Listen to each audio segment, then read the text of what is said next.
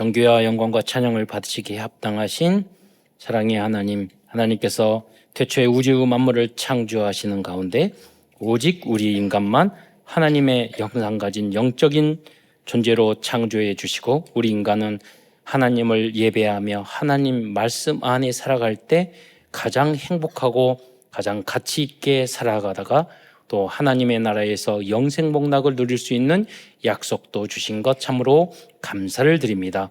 그러나 우리 인간이 어리석어 불신앙하고 불순종하다가 사단에게 속아 죄를 짓고 이 땅에 떨어져서 오만 가지 고통을 당하다가 결국은 지옥에 갈 수밖에 없었는데, 은혜와 긍휼과 사랑이 풍성하신 하나님께서 구원자 그리스도를 이 땅에 보내주심으로 이제 누구든지 십자가에 달려 돌아가시고 부활하신 이 그리스도를, 이 예수님을 나의 그리스도, 나의 왕, 나의 하나님, 나의 주인으로 영접할 때 하나님 자녀된 신분과 건세를 얻을 뿐만 아니라 이 복음을 땅 끝까지 증거할 수 있는 자격도 주신 것 참으로 감사를 드립니다. 오늘도 사랑하는 모든 성도들이 강단 메시지의 제자가 되어 세계 복음화의 주역으로까지 성장해 나갈 수 있도록 축복하여 주옵소서. 오늘도 모든 기도와 예배와 찬양과 말씀을 통해서 새 힘을 얻게 하시며 또 절대 불가능한 영육간의 모든 부분들이 치유되는 시간이 될 수 있도록 역사하여 주옵소서.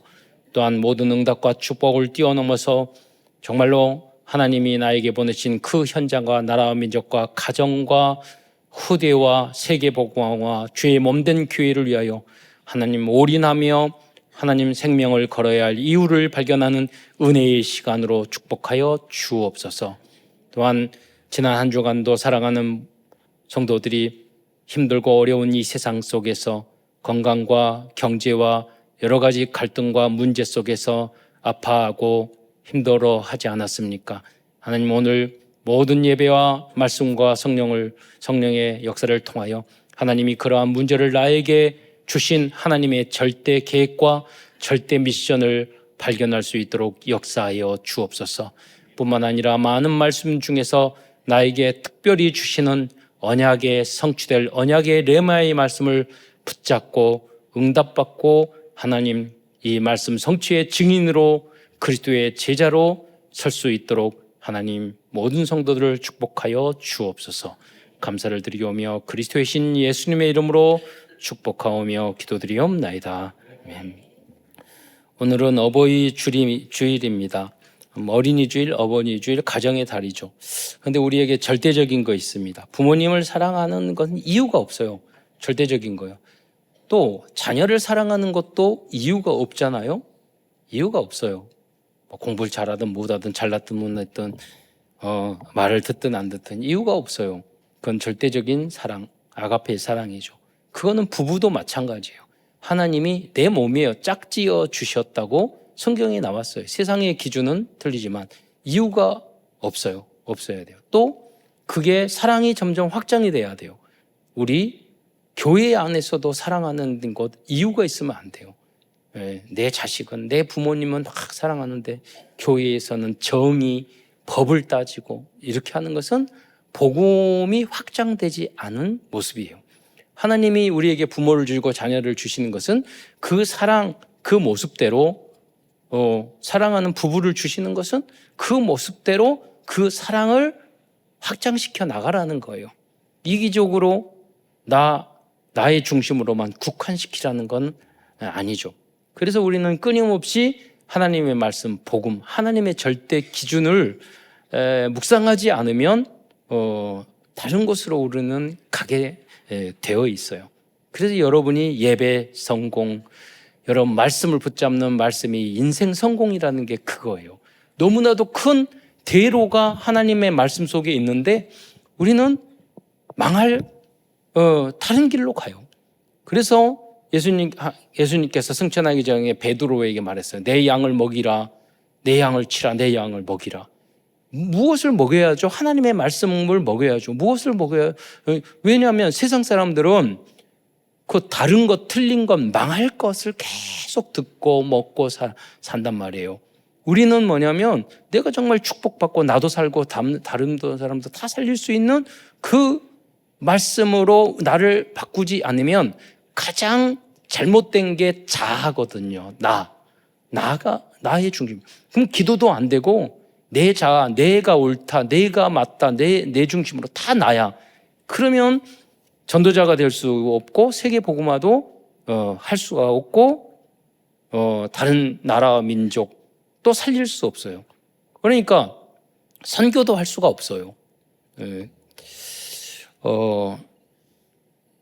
그 일본의 이종우 선교사님은 그 한국 사람인데 온 가족이 국적을 바꿨잖아요. 한 번은 일본에 갔는데 강사라 오는 목사님하고 앉아 있다가 싸움이 일어났어요. 두 분이 막 싸우시더라고. 그게 뭐냐면 이분이 그 이야기에다 독도 이야기가 나왔거든요. 근데 독도는 한국 땅이다. 그래서 한국에서 가시는 나이 드신 목사님은 당연하다 그러니까 이종우 선교사님 그랬어요. 거기다 불을 질렀어.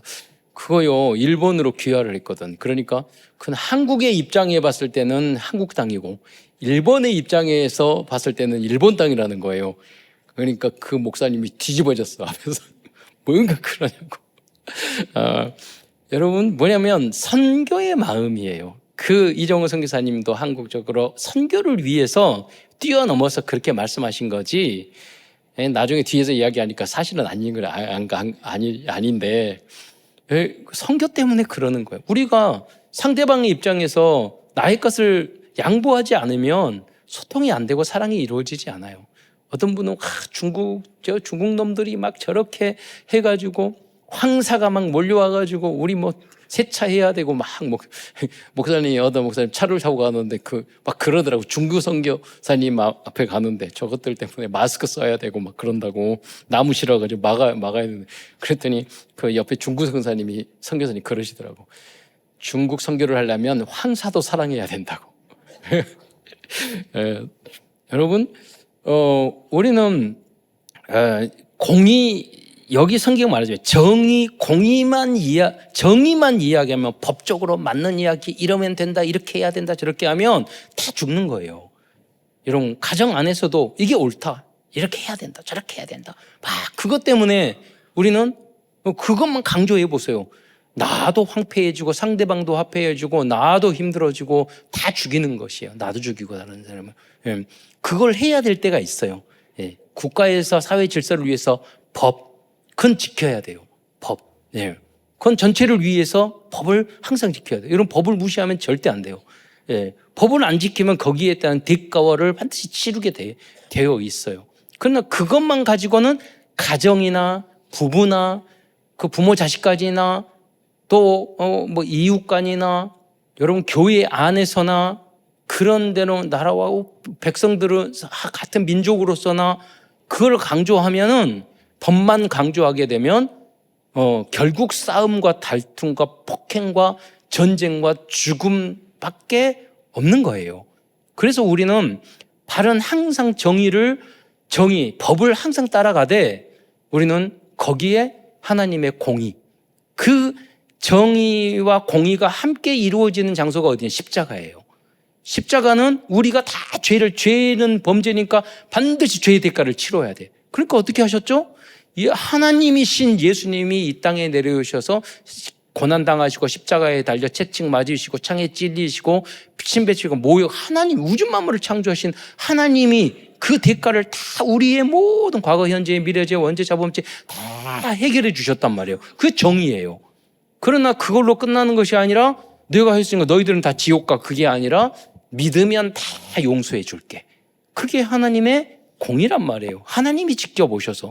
그래서 우리는 하나님의 공의와 정의와 공의를 함께 가지고 있고 이거를 전파하는 것이 복음이라는 거예요. 그리고 여러분이 전제로 이 땅은 절대로 정의롭고 모든 게 옳고 완벽한 게 있을 수가 없어요. 그래서 그것만 강조하게 되면은 여러분 이 땅에 살 수가 없어요. 그래서 우리 한국은 마이클 샌델이라는 하버드대학 교수님이 정의란 무엇이라는가 이런 책을 썼는데 그게 너무 두꺼워가지고 사기는 엄청 많이 샀대요. 그런데 읽은 사람이 별로 없대. 그래서 잠깐히 말하면 우리 민족은 그렇게 정의 바른 것 해요. 그래서 세계적인 모범적인 민주화 그리고 이렇게 성장, 이거 안 돼! 그러면 바꾸고 또 바꾸고 그래가지고 했던 거예요. 그래서 아주 좋은 적이지만 그것만 강조하면은 삭막한 자살이 많은 그런 나라로 헬조선이 될 수밖에 없다는 거예요. 거기에 우리는 서로 이해하고 기다려주고 사랑하고 포용하고 그 사람의 배경과 성장 과정과 입장과 그런 것들을 충분히 감안해 주지 않고 생각 안 하면 우리는 복음을 전할 수 없고 행복한 사회를 만들 수가 없고 행복한 가정도 만들 수가 없는 거예요. 그래서 이 마이클 샌델이 말하는 정의의 기준 세 가지 뭐냐면 첫째는 공리주의예요. 그때 당시에 18세기 거기에는 그때 당시에는 왕정이었고 대부분의 나라가 그리고 가진 자 중심이었고 그런데 산업혁명이 일어나서 막 일어나거든. 그러니까 노동자들이 오늘 이 아모스에 나온 것처럼 가난하고 농부 노동자들은 굉장히 착취를 당한 거예요. 그래서 뭐라고 그랬냐면 최대 다수의 최대 행복, 많은 사람이 행복할 수 있는 그 법과 제도를 만들어야 돼. 그 벤담의 그 기준이었죠. 그 벤담 그리고 스튜어트 밀이 그걸 이어서 공리주의라는 것을 만들어요. 최대 다수. 그런데 거기에 문제는 뭐냐? 많은 사람이 유익하면 일부 사람이 소수는 희생해도 된다. 그런 거였어요. 근데 그때 당시는 그랬어. 왜냐면 그냥 왕이 법이니까 왕 맘대로 귀족 맘대로고 봉건주의 영주 맘대로 죽여도 되고 법이 관계없는 거예요. 많은 대다수의 서민들이 고통을 당해도 가진 사람의 유전 무죄, 무전 유죄. 그 돈 가진 사람은 중심이었단 말이에요. 부자들 중심. 그때 그래서 벤담이 말한 그건 그 시대에는 굉장한 그 사회를 변혁할 기준이 됐단 말이에요. 그런데 지금은 뭐냐? 민주사회는 뭐냐면 이제 소수들의 사람들, 소외된 사람들까지 생각해야 되는 그런 시대에 우리가 와 있어요. 그러니까 그 부분들을 생각해. 그래서 뭐 동성애를 인정하자. 이런 것은 너무 넘어간 거고, 왜냐하면 동성애가 사회복지적인 차원에서 미국에서 이야기하는 게 뭐냐면 의료보험이나 모든 것들이 동성애를 하면 에이즈라든가 여러 가지 질병의 문제가 됐는데 그 사람들이 동성애라는 그런 것 때문에 죽을 에이즈라든가 그런 동성애가 남자가 하면은요 이게 막 말하기 좀 그러지만은 굉장히 대소변도 가려지지 못하고 몸이 썩어가는 병이 있단 말이에요. 그 사람이라도 그 사람들은 보호해야 된다. 이런 차원에서 나왔는데 동성애를 인정해도 된다. 그건 성경하고 부딪히는 거잖아요. 그러니까 그 부분을 별개로 생각을 해야 된단 말이에요. 그러니까 동성애 좀 무조건 적이다. 이렇게 생각해서도 안 되고 지금 이 사회에는 소수를 하되 하나님의 질서는 정확하게 성경의 법으로 지키되 그 모르고 하는 사람이 복음 전화해서 그 사람들을 치료해주는 그런 소수의 인권까지 생각하는 그런 시대로 우리가 와 있다는 거예요. 그러니까 똑같지 않아요. 그때 시대마다. 왕정 시대와 21세기에 우리는 다르다는 거죠. 자, 우리들이 시대마다 상황마다 많이 다르다는 게 바로 공리주의. 무슨 말이냐면 예를 이제 마이클 샌델이 들었어요. 어떤 기차가 달려갔는데 좀 각색해서 쉽게 이해하도록 제가 설명을 하자면 기차를 쭉 달려갔는데 브레이크가 고장난 거예요. 그런데 여기는 오른쪽으로 틀 수가 있잖아요. 오른쪽에는 5명이 있고 왼쪽에는 1명 있어. 그런데 가야 되는데 쭉 달려가면 5명이 죽어. 왼쪽으로 틀면 한 사람만 죽어. 그럼 여러분 어느 쪽으로 틀어야 돼요? 네. 공리주의는 최대 다수. 한 사람 죽이더라도 아무 말 못 하잖아요. 여러분들 그게 답이야. 그런데 왼쪽에 있는 1명이 누구냐? 내 아들이야.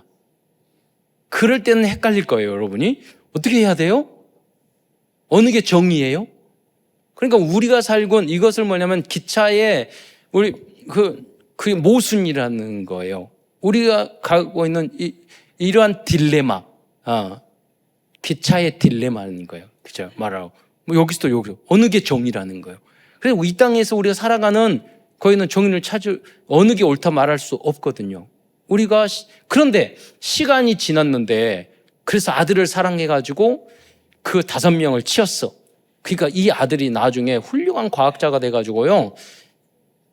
기차 안전 시스템을 만들었어. 그러면 그 아버지가 그 선택을 잘한 거예요? 못한 거예요? 그것도 말할 수 없는 거예요. 예. 그 아들이 성장해서 어떻게 그렇게 훌륭한 과학자가 될지 안 될지 어떻게 알아요? 그때는 자기의 이기적인 것 때문에 내 자식 중심으로 한 거지. 그 아이가 나 공부 못하고 그럼 그 아이가 나중에 살인자가 됐어. 그러면 그때 죽였던 게 맞는 거예요? 그러니까 무슨 말이냐면 세상에서 우리가 옳다 그르다 하는 것은 함부로 말할 수 없다는 거예요. 벤담이 말하는 것은. 그리고 개인주의인 거, 자기의 선택을 우리가 존중할 수 있다는 거. 왜냐하면 내가 너무 내 아들을 사랑해가지고 그랬다는데, 내가 그랬다는데 누가 예를 들어서 야당 여당 있어. 내가 야당 아무리 여당이 잘못해도 내가 야당을 지지해야겠는데 네가 뭐야? 그거는 자기의 권한이 있어. 투표권은 권한이 있는 거예요. 여당 야당 아무리 못하고 잘하도 거기 합니까? 아니 거기에 내가 아는 내가 친한 국회의원이 있고 내가 친한 혜택을 받았고 내 지역의 당이고 그러니까 내가 찍겠다는데 그거 뭐냐면 자기 그거는 자유주의적인 기준이야. 그를 누구한테 너는 틀렸다 맞다 이렇게 말할 수가 없는 거예요. 서로 존중해야 되고 자기가 선택할 수 있는 권한이 있는 거예요. 모든 것이 100% 될 수는 없는 거잖아요. 이 사이가. 그게 틀리고 뭐다 하더라도. 그래서 그거를 정의라는 것에 그 개인의 선택을 인정해 주는 두 번째 정의. 그게 옳다 맞다 이런 건 말하는 거 아니에요. 모순이야. 딜레마야 다. 그게. 또 그러나 미덕과 공동선의 이제 공리주의를 이야기하는 거예요. 전체로 봤을 때 이게 좋으니까 거대 담론으로 이야기를 해서 우리가 이런 선택을 합시다. 그렇게 말을 하는 거예요. 그래서 우리가 만든 게 뭐냐면 우리가 투표해서 법을 어떻게 만들어요? 국회의원을 뽑고 국회의원이 거기서 절반이나 3분의 2 이상이 결정하면 헌법도 바뀔 수 있고 법도 새로 만들 수 있잖아요. 우리가 말하고 하자는 거대 담론으로서 우리 만들어 나가는 그 최선의 방법 중에 진짜 답이라고 할 수는 없지만은 그런 시대에 우리가 있다는 거예요. 그러면 그런 거 가지고만은 다 되느냐? 아니라는 거예요. 성경에서 말하는 거기에는 하나님의 복음과 사랑과 하나님의 절대 계획과 시공간을 초월한 하나님의 섭리와 하나님의 놀라운 계획이 있는 거예요. 그거는 우리가 알 수 있어요? 미래에 일어날 일. 예를 들자면 6.25 전쟁 남북 분단 때문에 지금 예를 들자면 남북 분단 때문에 우리 한국이 굉장히 무기 개발을 했어. 그러니까 우리 한국이 무기 수출을 굉장히 많이 했어. 그러면은 무기 회사에서 월급 엄청나게 많이 하고 있는 국방산업에 취직에 일하고 있는 그분은 뭐냐면 6.25를 감사해야 되나요? 남북 분단을 감사해야 돼요? 어떤 측면은 그것 때문에 전화위복으로 세용지 말하잖아요. 우리나라가 오히려 무기나 로켓이나 모든 것들이 제트기까지 만들게 됐어. 그런데 그걸 꼭 6.25 전쟁이 일어나야 되고 우리 남북 분단이 꼭 돼야 되는 거예요?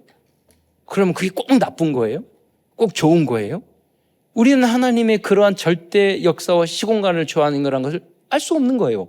그래서 우리는 뭐냐면 기도하면서 읊조리면서 항상 하나님의 뜻과 계획과 섭리, 이 순간에 내가 어떤 선택을 하는 것이 하나님의 뜻입니까? 시공간을 초월하는 하나님의 뜻을 우리가 깨닫고 내 선택, 내 자아, 내 개인의 이익, 내 부부의 이익, 내 자녀의 이익, 내 가정의 이익, 우리 나라의 이익 이런 것만 생각하는 것이 아니라 하나님의 절대 계획이 무엇인가를 세밀하게 기도하면서 우리는 찾아야 된다는 거예요. 그래야지만이 우리는 시간 지나서 그때 참 그렇게 하는 게 잘했어. 이게 성령 인도였어. 이렇게 우리는 결정할 수 있는 거예요. 그런데 대부분 뭐냐? 하나님의 말씀과 성령과 복음과 이런 거 충만하지 않기 때문에 세상과 사탄과 틀린 것, 다른 것, 망할 것을 선택할 때가 너무 우리한테는 많다는 거예요. 예.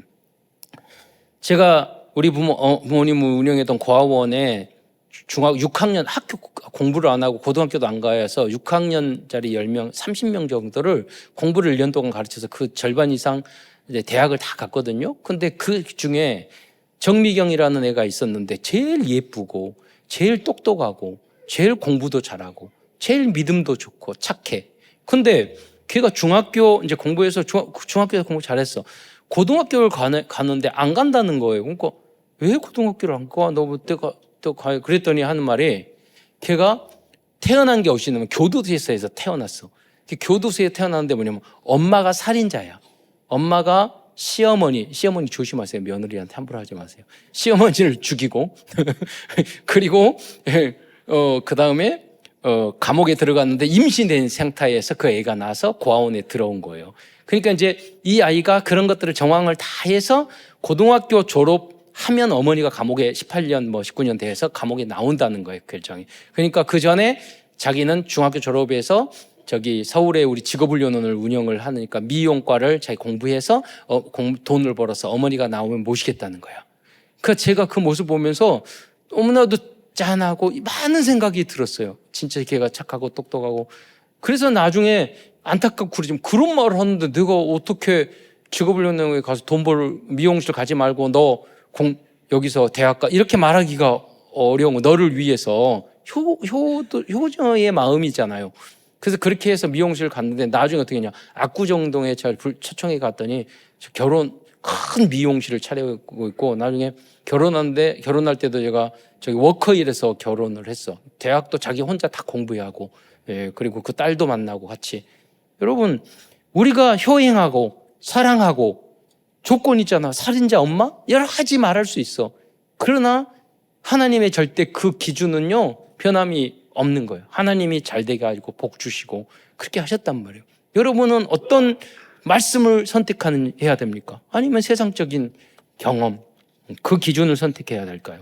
오늘 여기서 아모스도 그랬어요. 아모스가 농부였고 힘들고 어렵고 그 아모스라는 그 이름 자체가 짐을 진 자예요. 그러니까 무슨 말이냐면 그 짐꾼이었던 것 같아요. 농부도 하고. 그러니까 한 가지만 하지도 않아. 돈도 없어. 뽕나무도, 이건 양도 쳤다가 뽕나무도 키웠다가 그리고 제사장 가문도 아니야. 그냥 평범해. 노동자였어. 그러니까 마음속에 뭐냐면 정의로워. 돈 있는 사람, 부자, 같은 이스라엘 민족인데 착취하고 때리고. 여러분 옛날에는요 세금 안 내면 데려다가 때렸어요. 그렇잖아요. 지금 우리는 그렇지 않지만 딱지만 붙지만 진짜 폭행을 가했다니까요. 감옥에 집어넣고. 그런 일들을 아모스는 겪었던 거예요. 그리고 옆에 있는 사람이 보고 이거는 정의가 아니다. 불만, 불평 이런 것들이 가득했던 거예요. 마음속에. 그들을 욕하고. 그럼 어떻게 돼요? 돈 없고 가난하고 힘들고 매맞고 그리고 감옥 들어가고 내 속은 지옥 같고. 아모스는 맞고 성실하게 일하고 그런 사람이었지만 훌륭한 사람이었지만 그 안은 그 정의라는 것 때문에 지옥이 된 거예요. 그러니까 하나님은 그 아모스를 벌써 그걸로 끝나면 안 돼. 그건 맞아. 법을 지켜야 돼. 여러분도 마찬가지예요. 법 지켜야 돼. 법이라는 국가에서 만든 다 우리가 최대의 합의이기 때문에 법을 안 지키면 어떤 거 보면 절대 지킬 수 없는 일들이 많아요. 절대 지킬 수 없는 법도 여러분 그냥 놔두면 안 돼요. 절대 지키도록 최대한 노력을 해야 돼요. 왜냐하면 그게 거대 담론이고 전체를 위한 전체 선이기 때문에 그래요. 그거는. 그리고 시간이 지나면 그게 조금씩 바뀌어 나갈 때까지는 여러분이 지켜야지. 그냥 그 법을 안 지켜도 돼. 내 입장에 서서 그러게 되면 여러분은 반드시 사회적으로 여러 가지로 문제가 생기게 된다는 거예요. 그걸 지켜야 돼. 항상 그래야 돼요. 여러분 괜찮겠지? 아니요. 절대 안 괜찮아요.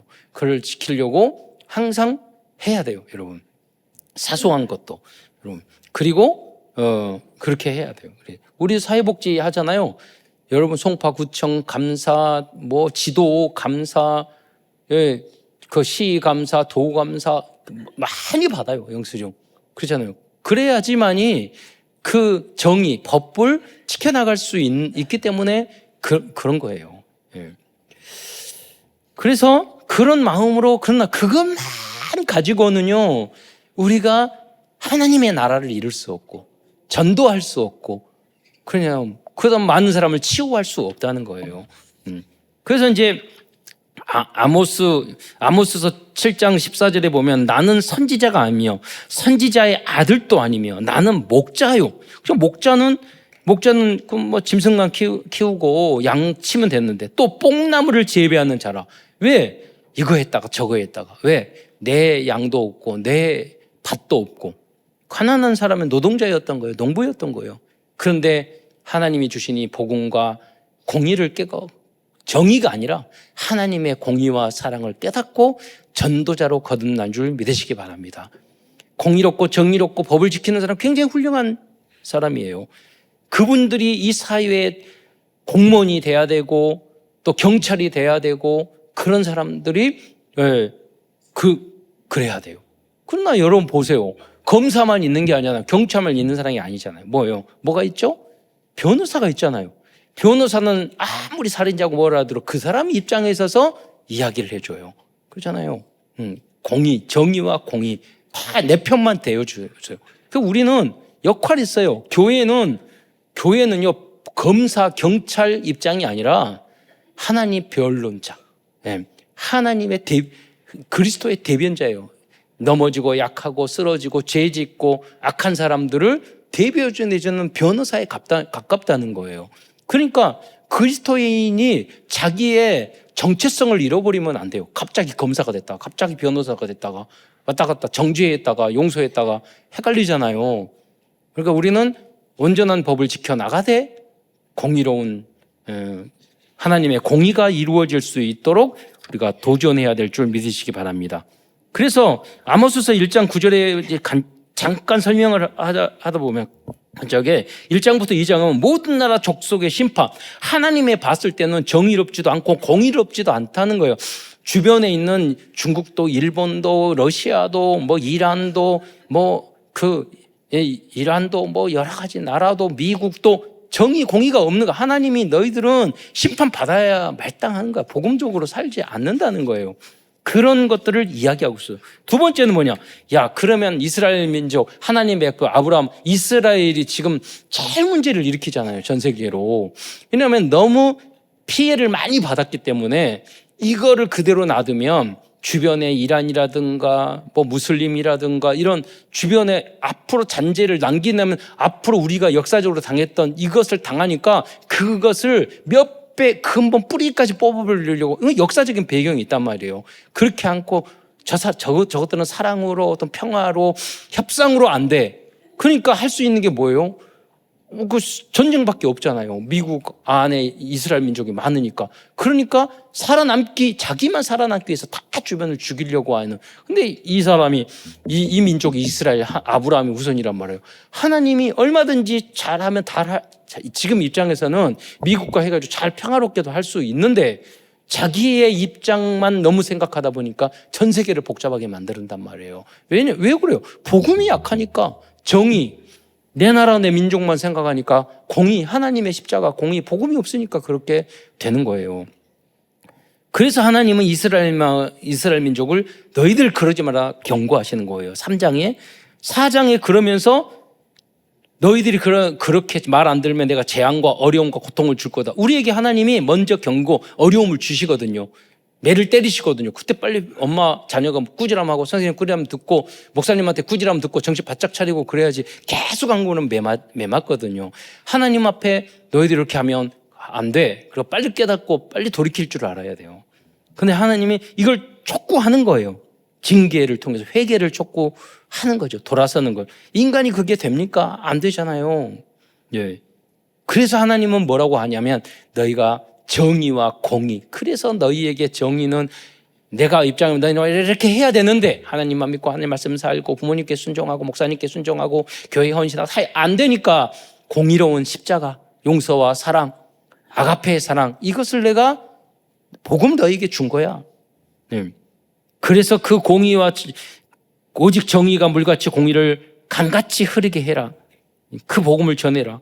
그러면서 또 다시 6장에 보면 부유층과 교만과 사치에 있는 사람은 꾸짖습니다.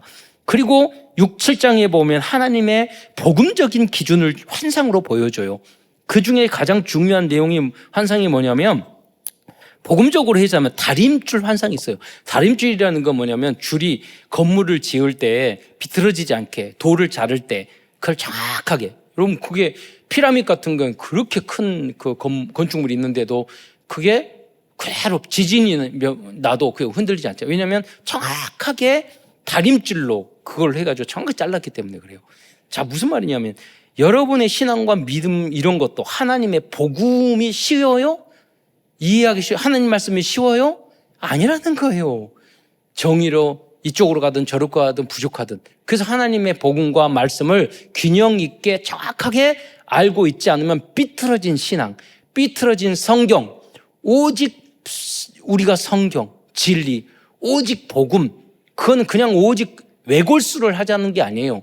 그 진리, 성경이 말하는 걸 알아야 돼요. 복음이 말하는 걸 알아야 돼요. 오직 예수님이 말하시는 의도를 알아야 돼요. 조금이라도 삐뚤어지면 어떤 상황에 가면 무너지게 되고 넘어지고 삐뚤어지게 되는 거예요. 그래서 여러분 하나님의 말씀을 계속 묵상하고 더 깊이와 넓이를 정확히 알도록, 복음을 알도록 계속 여러분 묵상해야 되는 거예요. 자, 그래서 결국은 그러면서 마지막 장 9절은 항상 말씀하시지만 어떤 9장에서는 회복과 희망의 메시지를 끝냅니다. 이스라엘 민족 하나님 백성은 다 회복시키시고 복을 주시겠다. 너희들을 꾸지라고 하지만 너희들 회개하고 바꾸면 내가 복 주시겠다. 이 말씀을 하시는 거예요. 성경은 항상 그렇게 돼 있어요. 너희가 잘못하면 내가 때리겠다. 너희가 회개하고 돌아서면 내가 복 주겠다. 그 내용을 또 다시 말씀하시는 거예요. 그러면 큰 두 번째에서는 하나님의 정의와 공의에 대해서 말씀하고 있어요. 정의를 또 굉장히 중요해요. 첫 번째, 성경에서는요, 정의, 이걸 법이라고 말씀하고 율법이라고도 볼 수 있어요. 그래서 출애굽기 23장 6절에 보면 너는 가난한 자의 송사라고 정의를 굳게 하지 말라. 법과 정의와 질서, 도로교통법, 무슨 법 다 있어요. 우리는 그 법이 꼭 필요하고 그거를 지켜요. 왜? 거대 담론이에요. 그래야지 이 사회가 가장 안정되게 질서 있게 유지될 수 있는, 지난번 말했잖아요. 최선이 아니라 차선. 차선도 아니고 차악. 이 세상은요, 모든 게 최악을 막기 위해서 차악을 다 선택하고 있어요. 근데 여기서 여러분이 공의와 너무 최선을 선택하면 여러분은 스트레스 받아서 못 살아요. 그러니까, 이 세상은 창세기 3장 이후로 이 세상에 사단이 역사하고 세상 나라, 사단의 나라는 다 부족한 게 많구나. 그래서 빛이 필요하고 복음이 필요하고 사랑이 필요하고 그리스도의 이 말씀이 필요하고 하나님이 주신 성령의 충만함이 필요하고, 왜? 이걸 이해하고 우리가 뛰어넘기 위해서는 그러는구나. 그래서 교회가 너무 중요하구나. 제가 엊그제 시간 나면 제가 좀 시간 나는 대로 가가지고 이제 교보문고나 기독교 선임 이렇게 가거든요. 가서 한두 시간 책을 딱 보고 오는데 거기에 보니까 뭐냐면 어떤 책이 베스트셀러 중 하나가 자기 강남은 거대한 정신병동이다. 그리고 그 작가가 말하더라고. 다음에는 강남에는 착한 사람이 한 명도 없다. 그런 글 쓴다고 하시더라고요. 30년 동안 상담을 해보는데 그 안에 다 이기적이고 다 돈만 생각하고, 그러니까 갈등하고 정신병 있고 너무 말할 수 없는 마약에 빠져 있고 너무나도 말할 수 없는 그게 거기에 있는 거예요. 거기에 그 현장에 정말로 복음이 정의가 필요한 게 아니라 복음이 필요한 줄 믿습니다. 그러니까 이 시대에 바른 거를 쫓아가야 되지만 그걸로 안 되는데 마약도 못하고 내가 법도 지키지도 못하고 기본적인 것도 안 되고 모든 게 돈 기준으로 해가지고 형제들은 부모, 형제 다 가정이 원수되어 있는데 그 현장을 살릴 수 있는 것은 복음밖에 없잖아요. 그래서 여러분의 사명이 큰 줄 믿으시기 바랍니다. 그래서 출애굽기 2장에 보면 법은 지켜야 된다. 또 두 번째는 정의는 하나님의 중요한 속성 중에 하나라고 말해요. 먼저 정의에 대한 이야기를 하자면 신명기 32장 4절에 보면은 하나님의 모든 길이 정의롭고 진실하고 거짓이 없으신 하나님이시니 그러잖아요. 지금 뭐냐면 세금을 안 내는 부자들이 굉장히 많은 거예요. 그래서 엊그제 뉴스 이렇게 봤더니 여러분 거기에 정의로운 부시는 취직해도 좋을 것 같아요. 왜냐하면 세금을 강제 중수하는 세무 직원을 굉장히 많이 뽑을 거라고. 왜냐하면 그렇게 해서 강제 징수해가지고 몇조 원, 몇십조 원 하면은 그 사람 월급 다 주고 또 남는다. 그러니까 아주 정의가 체질이면 거기에 지원하시기 바랍니다. 가가지고 절대 봐주면 안 돼. 그러니까 사회의 정의를 말하는 거예요. 그러나 특별하게 그걸 할 때 당신은 악이고 당신은 사회 범죄자고 그러니까 압수하고 가면서 그러면 돼야겠습니까? 아무리 강세 압수할지라도. 왜냐하면 우리가 나이가 70대, 80대 드신 분들은요, 생계도 어렵고 이 돈이나 이런 것이요, 생명하고 지금 우리 지금 20대, 10대, 20대, 30대하고 달라요. 40대하고. 그때는요, 돈이 없으면 죽는 거예요. 그러니까 그때 분들은, 저도 이바라는 그분이 아주 부자거든요. 그분 집이 뭐 몇 채고, 가게가 몇 채고, 그리고 뭐 저기 삼성 주식도 몇십 년 전에 샀는데 10억 넘게 입었는데 지금 몇 배 뛰었고, 그 아주 부자예요. 근데 그분은 뭐라고 저한테 말씀하면, 많은 사람은 절약하라고 그러는데 저는 그것도 틀렸고, 저는 절약이 아니라 안 쓴다고 말하더라고요. 근데 집안이 너무나도 아버지가 도박으로 다 날리신 분이야. 그러니까 돈이 생명이었어. 근데 그분한테는 세금도 안 내고 절도 하고 자식도 안 주고, 이게요, 자기한테는 신앙과 같은 거예요. 그러니까 그렇게 70, 80대가 그렇게 세금 안 내고 이런 것들을요, 지나치게 악하다고만 봐서는 안 되는 거예요. 그 상황이 이런데 설명을 해줘. 이런 어르신 이랬지만 지금 이런 시대가 바뀌어서 세금을 내셔야 돼요. 설명을 해줘요. 내가 벌어가지고 내가 왜 내 돈을 이렇게 가져가? 뭐 이렇게 하면 그 사람 싸운다니까요. 예. 그러니까 뭐냐면 정의와 공의, 예, 이런 것들이 이해시키고 설득되고, 이게 거기에 담론으로 돼야 돼요. 복음적인 자세. 자, 그것을 아모스에게 하나님에게 이야기하는 거예요. 너가 비판하고 너가 부정적이고 너가 그렇게만 해서 네 된 게 뭐냐, 가난하게 된 거밖에 없잖아. 너가 전도도 만들어서 너 제자가 될 수 있어? 매일 욕만 하고 부정적이고 불만 불평만 하고 하는데 전도가 돼? 너 제자가 있어? 너 영접시켰어? 안 된단 말이에요. 그거 가지고는. 그 하나님이 아모스의 정의롭고 바른 것을 굉장히 사랑하셨다고. 여러분, 정의롭고 바른 건 굉장히 중요해요. 그것만 가져도 여러분 소금이 될 수 있고 세상에 중요한 역할을 할 수 있어요. 그런 사람들이 공무원이 돼야 되고, 그런 사람들이 지도자가 돼야 되고, 그래야지 사회는 정의롭게 되어지는 거예요. 그러나 그걸 뛰어넘는 것이 복음이다, 이거래요.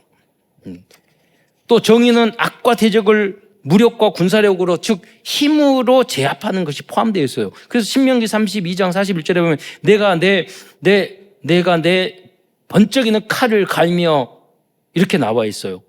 평화를 유지하기 위해서는 강한 군사력을 준비해야 합니다. 신명기 아까 읽은 것처럼 32장 41절에 내가 내 번쩍이는 칼을 갈며, 우리도 평화를 유지하기 위해서는요, 강한 군사력을 만들어야 돼요. 그렇잖아요. 그래야지만 평화가 유지되는 거예요.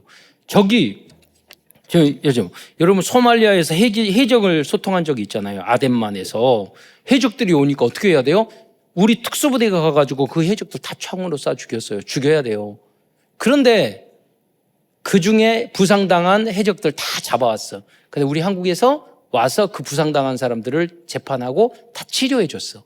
그러니까 그 정의와 공의가 함께 가는 거예요. 사랑해야 되니까 우리가 해적들도 적군들이 쳐들어오는데 우리 전쟁도 하지 마, 죽이지 마라. 여호와 증인이 그런다니까요. 여호와 증인은 총도 안 잡아. 평화를 사랑하니까, 하나님 사랑이니까. 그렇게 되면 어떻게 우리 다 공산화되고, 적이 우리를, 제국에 의해서 우리가 다 농락당하고 그럴 거 아니에요. 그러니까 이 정의가 필요하다는 거예요. 그 안에는 그런 게 있다는 거예요. 또 국가의 지도자들은 정의로 나라를 다스려야 돼요. 다윗도, 근데 다윗은 선한 왕이니까 뭐라고 그러냐면 사무엘서 8장 15절에 보면 다윗이 온 이스라엘 백성을 다스려 다윗의 모든 백성에게 정의와 공의를 행할세. 그러니까 다윗은 왕으로서 법만 하는 게 아니라 공의, 사랑. 솔로몬도 그랬잖아요. 상황을 이해하고 용서하고, 어른 사람을, 가난한 사람을, 오늘 성경 본문에 있잖아요. 도와주고 이해해주고, 많은 벌을 내릴 것을 최대한 정산 참작해서 줄여들고, 그래서 사회를 공의로운 사회로 만드는 그런 역할을 한 좋은 지도자였다는 거죠. 그래서 좋은 지도자는 정의로운 사회, 법을 지키는 사회도 만들어야 되겠지만, 그러나 그런 입장과 상황을 충분히 이해하고 많은 사람들을 수용할 수 있는 그런 지도자가 돼야 됩니다. 그래서 여러분 이번에 다 투표하세요. 제가 말했잖아요. 투표는 완벽한 사람 뽑는 게 아니에요. 조금 부족한 사람, 조금 덜 악한 사람. 그래서 많은 사람이 나 투표 안 해, 뽑을 사람이 없어. 그러면 안 되는 거예요. 여러분이 이 많은 사람을 그거는 정의로운 나 잘났다는 이야기밖에 안 되는 거예요. 그 사람들은 전체 거대 담론이 이 사회, 민주사회 국민으로서의 자격이 없는 사람들이에요. 아직 복음적인 사람도 아니고. 그래서 무슨 말이냐면, 여러분, 우리가 교회에서 목사님들이 법에 의하면 목사님이 여기서 1번 찍으십시오, 2번 찍으십시오 이렇게 말하면 안 돼요. 법에 위반돼요. 그러나 목사님이 여기서 어떤 그 국회의원, 어떤 대통령, 어떤 사람은 잘했고 못했습니다, 이거는 잘못했습니다, 투표할 때 어디 찍으라고 말을 하면 안 돼요. 그러나 그거는 강대성에서 충분히 정의를, 사회를 위해서 말할 수 있는 거예요. 그러니까 그것을 헷갈리게 되면 목사님들이 한쪽으로 해가지고 법을, 국가에서 우리 사회를 평화롭게 만들기 위한, 민주적으로 만들기 위한 법을 어기는 그런 행동을 할 수가 있다는 거예요. 그건 뭐냐면 깊이가 얕기 때문에 그래요. 복음, 정의와 공의의 이 깊이를 알지 못하기 때문에 그래요. 십계명의 말씀도 중요한 정의를 말하고 있어요. 나 외에 다른 신을 두지 말라, 우상 섬기지 말라, 아버지 하나님 이름을 함부로 망령되이 일컫지 말라, 안식일을 지켜라, 부모를 공경하라, 살인하지 말라, 간음하지 말라, 도둑질 말라, 거짓하지 말라, 탐내지 말라. 이게 율법이요 법이에요. 그런데 여러분 부모를 공경하세요? 다른 사람 미워하는 것도 살인이라고 그러는데 살인 안 하셨어요? 음욕을 품어도 간음이라고 그랬는데 여러분 간음 안 하셨어요? 도둑질, 남의 것을 탐하라고 그랬는데 탐내는 것도 도둑질이라고 예수님 말씀하셨는데 여러분 도둑질 안 하셨어요? 거짓 증거 안 하셨어요? 탐내는 거 안 하셨어요? 시기질도 안 하셨어요? 예. 그러니까 라오스에 있는 우리 교회 계속 예배드리다가 저희 선교사로 가시는 목사님 거기 라오스 지난번 가서 만났는데 그분이 말을 할 때 뭐라고 이야기했냐면 십계명이 뭐냐? 십계명의 내용이 다 그리스도를 말하는 거예요. 뭐예요? 그러니까 살인하지 말라. 우리는 다 살인한다. 그러니까 우리 마음속에 다른 사람을 죽이고 있으니까 그래서 그리스도가 필요한 것이고, 도둑질하니까 다 도둑질한다. 그래서 그리스도가 필요한 거. 결국 그리스도로 결론 내야지 이거 꼭 지켜. 그러면 정의는 맞지만 맞죠. 도둑질하지 말아야 돼. 가늠하지 말아야 돼. 도둑질하지 말아야 돼. 살인하지 말아야 돼. 거짓말하지 말아야 돼. 그것만 하게 되면 나도 황폐되고 사회도 황폐해지고 다른 사람도 황폐되고 결국 막이 좋은 일밖에 안 된단 말이에요. 우린 그걸 전적으로 추구하되 우리 안에는 그리스도의 사랑, 아가페의 사랑, 공의, 복음이 함께 가야 된다는 거예요. 그것이 성경에서 말하는 거예요.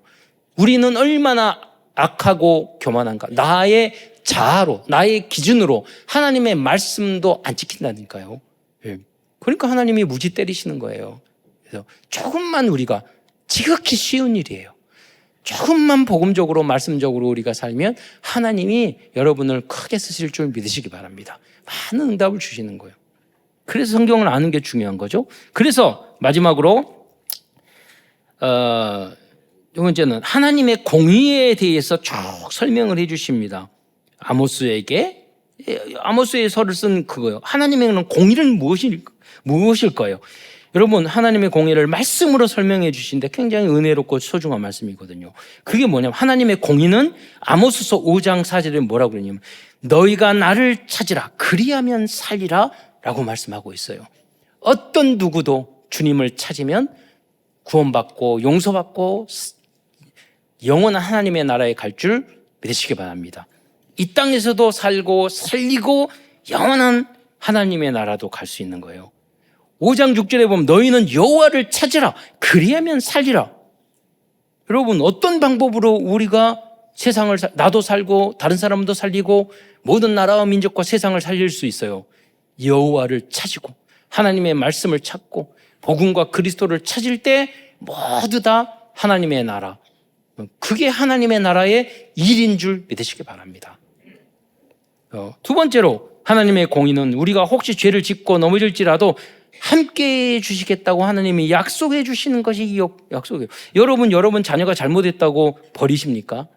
그게 공의가 아니죠. 아모스서 5장 14절에 보면 하나님께서 너희의 말과 같이 너희와 함께 하시리라 라고 말했어요. 여기 보면 너희의 말과 같이라고 말하고 있어요.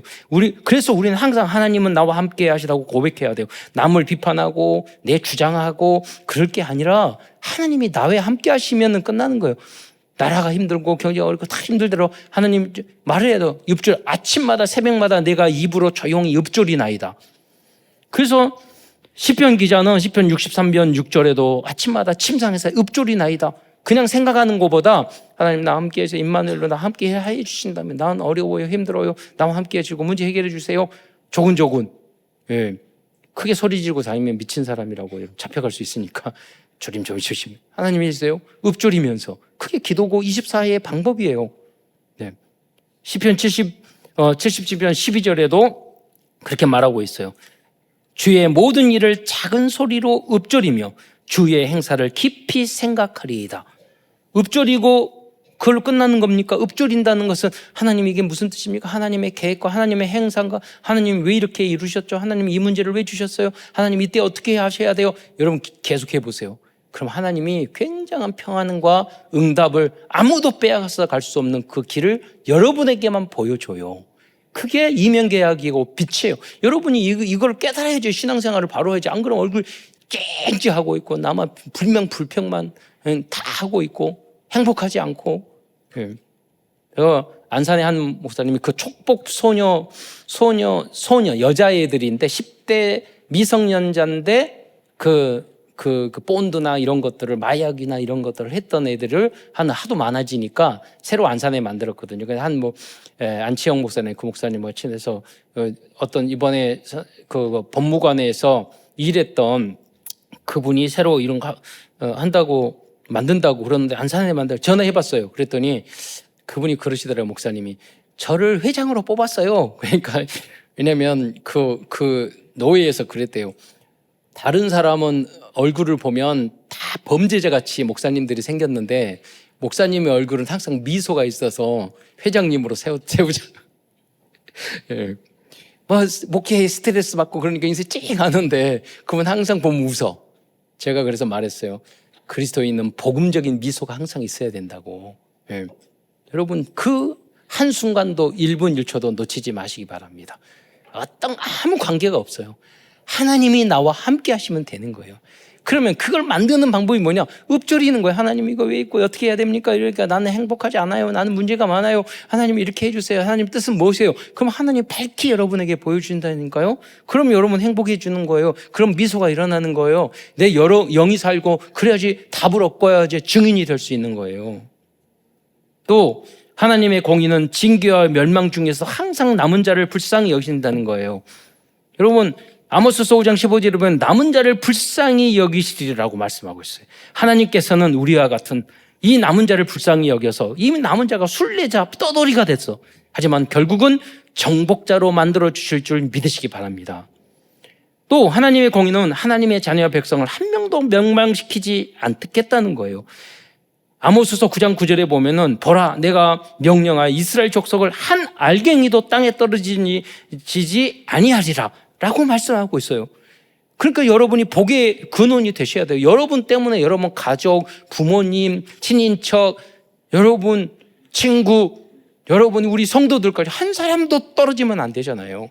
여러분이 만나는 사람들, 여러분이 직장 안에서의 모든 사람들, 여러분 때문에 복의 근원이 되어서 여러분이 전한 정의와 공의, 그리스도의 복음 때문에 다 살아나야 되잖아요. 여러분이 복의 근원이 되시기를 축원드리겠습니다. 한 알갱이도 한 알도 한 생명도 잃지 않게 하옵소서. 양 한 마리도 잃지 않게 하옵소서. 또 하나님의 공의는요 복음 가진 남은 자 렘넌트를 통하여 만국을 기업으로 얻게 할 것이라는 언약입니다. 아모스서 9장 12절에 보면 그들이 에돔의 남은 자와 내 이름으로 내 이름 일컫는 만국을 기업으로 얻게 하리라. 이 일을 행하시는 여호와의 말씀이니라 라고 말하고 있어요. 근데 여기 보면 에돔의 남은 자라는 말이 있어요. 이게 무엇인가 깊이 제가 묵상을 해봤더니 에돔이요 이스라엘한테 이웃 친척이었는데 계속 원수짓거리를 한 거예요. 그런데 결국 뭐냐면 이 원수 같은 백성도 아까 말했잖아요. 일본도 우리를 쳐들어오고 중국도 6.25 때 쳐들어오고 러시아도 그렇고 이 주변의 나라들이 다 우리에게 원수 같은데 가까운 이웃이잖아요. 근데 오히려 이러한 사람과 나라, 이 사람도 우리 다 함께 237 나온 모든 족속이 하나가 돼서 오늘 마리아가 며칠 동안 우리 교회에 쭉 있다가 우리 많은 성도들이 밥도 사주시고 옷도 주시고 우리 권사님이 너무 커가지고 옷 입고 있는 옷이 잔뜩 있었는데 마리아한테 딱 맞는데요. 그래서 하나만 고르라고 그랬는데 다 가져간다고 그래가지고 큰 가방이 필요합니다. 있으면 주세요. 내일 출발해요. 그래가지고 그리고 또 복음을 전하신 분들은 야 새벽마다 그렇게 많이 구원의 길을 했는데 돌아가면서 다 구원의 길을 해주니까 참사는 중직자들 복음 있는데 너무 많다고 그래. 그냥 많아서 좋다고. 그러니까 우리가 쓰기만 했는데 이거를 또 써먹을 데가 없었는데 마리아가 와서 또 써먹게 하고. 그래서 이야기했어요. 지금 파키스탄, 일본, 중국 하나가 돼서 홍콩. 제가 일본 지난번 말씀드렸잖아요. 홍콩 가서 보면서 그랬어요. 하나님 이 빌딩 많은데 우리 그 새생명교회에는 22층 한 층짜리 빌딩 그것도 월세 많이 내고 거기서 그도 내고 이렇게 있으니 하는 빌딩을 우리 RUTC로 살 수 있는 우리 후대가 되게 해주세요. 그래 기도가 그런 중직자들이 일어나게 해서 기도가 나오더라니까요.